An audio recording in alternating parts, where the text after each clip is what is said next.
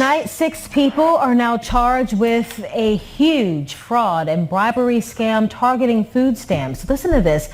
One of the arrested people in this, a USA employee, that's the government agency that oversees food stamp benefits. According to the Justice Department, the group set up a network that supplied approximately 160 unauthorized EBT terminals to stores across the New York area. Those terminals then illegally processed more than $30 million in EBT transactions. And the USDA employee who's charged actually worked in the division responsible for identifying food stamp fraud.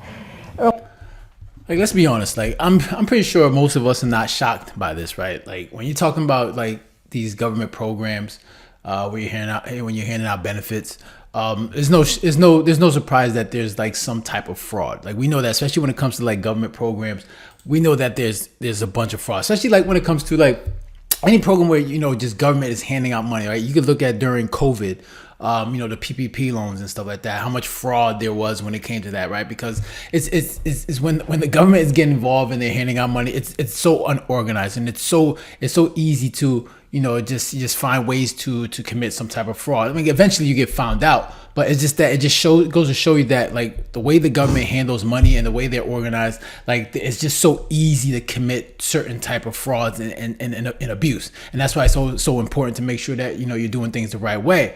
But, this is not surprising. Like you're talking about, these food benefits, like Section 8, I'm pretty sure Section 8, there's a bunch of fraud there. Like if the government really wants to like find these things, they could, right? Like it's if they really want to take the initiative to be like, all right, let's search these things, they could find it because it's there, right? Anything that's where the government's handing out money, any of these programs, you're certain to find some type of abuse. All right. So let's see what they have to say on Fox Business. A Department of Agriculture employee and 5 others under arrest this morning, accused of a multi-million-dollar food stamp fraud and bribery scheme. The U.S. Attorney's Office for the Southern District of New York calling this one of the largest food stamp frauds in U.S. history. Joining me now is the U.S. Secretary of Agriculture, Brooke Rollins. Secretary, it's great to have you this morning. What can you tell us about this? Well, good morning, Maria. It's always so great to be with you. And you are coming from one of my favorite places in America. So it's really great to see you there. Listen, this is a new day, and President Trump promised as he was traveling across the country over the last few years that it would not be the government that we know. The government certainly that under Joe Biden exponentially grew, and alongside that, including the fraud and waste and abuse. And so at USDA, we are hyper-focused on rooting out that waste, fraud, and abuse. And to your point, yesterday was, if not the largest, one of the largest stings. And moving forward and finding that fraud, I think almost $70 million that is no longer going to be allowed here in Washington and with these programs like the food stamp program. So we're going to move forward, obviously, in partnership with the FBI, with the Department of Justice, of course, our team at USDA. This is not the one and only. There are going to be many more to come, and we're going to make sure that we're delivering on our promises to the taxpayers. It's kind of crazy too, because it's funny that it was an actual USDA employee that was actually one of the people committing this fraud, and see, this is why like an organization like Doge is so important, right? And then it's unfortunate that they weren't able to uncover or save find savings of $1 trillion, $2 trillion that Elon Musk started talking about it. But however, I think the good thing that came out of it is that, like, hopefully going forward, that they use Doge as a way to make sure that they keep the government in check, right? Because, when you're talking about, American citizens, they have no problem doing audits on us, right? Making sure that, the money that we're making is being, accounted for correctly. But who's doing that when it comes to the government? Like, they have all these government programs, so many government programs, and then there's just so much fraud everywhere. And it's very hard to, like, figure out, where everything is going. But hopefully when you're talking about going forward, that they start to hold, like a lot of these government organizations accountable, because, when you're talking about problems like homelessness, when you're talking about, food benefits, Section 8 and stuff like that, like there's so much fraud that goes to these different, departments where they're like, all right, they hand out the money, and then you just don't know where the money's going. Okay. And another thing that people are really like like really becoming aware of is just like this debt that we have, right? $37 trillion of debt. You know, you got this $2 trillion deficit. Like, this is a big deal. Like, I don't think a lot of people understand how big a deal that is. And when you're talking about, you know, reducing the spending, it's very difficult to do that, especially because, you know, obviously our biggest budgets, you know, you got Medicaid and Medicare, you know, Social Security, and then you got, you know, defense, and no one is willing to actually make cuts to these actual programs, right? Nobody wants to lose these programs, right?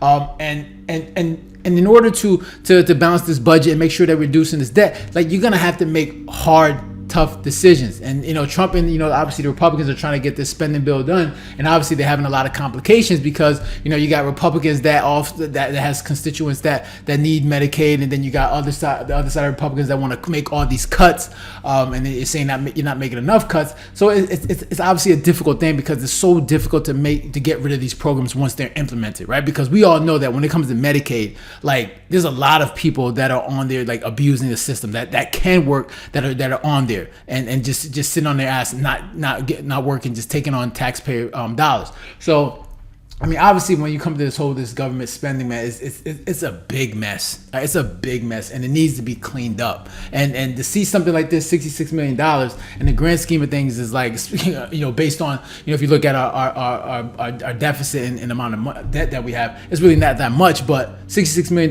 is a lot of money. Like, it's $66 million. Right, so it's something that we got to get cleaned up. But, you know, to see something like this, it obviously doesn't surprise anyone, right? So the prosecutors and the authorities are saying that this person defrauded the SNAP program, right? The also known as food stamps, $66 million in unauthorized transactions. That's right. Well, the food stamp program is one of the largest government programs across the federal government. And obviously, I've talked on this show and other shows that it's time for real effective change. Part of that $200 billion annual program, the best sort of estimate is between 20 to 30% of that is fraud, waste, and abuse. The $66 million that was announced yesterday on behalf of USDA and the others that were part of that, again, is just the tip of the spear. And the way that works, Maria, the EBT cards is what USDA, the government, uses to provide that supplemental nutrition assistance, which is the food stamps, and that it's a, you know, fairly easy thing to do. We're trying to lock it down right now to ensure that it doesn't keep happening. But when you've got employees that, you know, basically don't follow the law, then we've got to fix it. And that's what we're doing. There's going to be real consequences for breaking the law across America's federal government with President Trump. But this is just one of many more to come. Well, we definitely want to see consequences and accountability. But let me move on, Secretary. So look at. Like, obviously, look at this is just the beginning. We know there's going to be a lot more. Like, I'm sure during these 4 years of Trump administration, you're going to see a lot of stories and news stories where, you know, there's some type of fraud that's going on, and when it comes to you know inside the government and these programs that they're running. And, you know, we know this is just the beginning, right? There's going to be a lot more. And it's like I said, if the government, if you really wanted to look and find something, you could. Like, if you really wanted to find something, all you got to do is look. Like, it's out there. Right, we got a lot of people defrauding the government, you know, taking advantage of taxpayer dollars because it's the easiest thing to go after, and because the government is so unorganized, it's easy to just lose money. Okay, and nobody really wants to take the time to like sift through everything and say, all right, man, like where do you follow the money? Like, where's this leading to? Nobody really wants to do that because it's very time consuming. But if they really wanted to, and that's why we need something like a Doge to make sure that we're holding the government accountable and making sure we know where the taxpayer dollars are going, because you can't have something like this, like especially when we have such a crisis and all this debt. We need to know where the money's going, so we know that taxpayer dollars are being used appropriately. So yeah, those are my thoughts. Interested to hear your thoughts. Make sure you leave a comment down below, hit the like button, share. And if you haven't done so already, make sure to subscribe. Guys, take care. Have a good one. Later.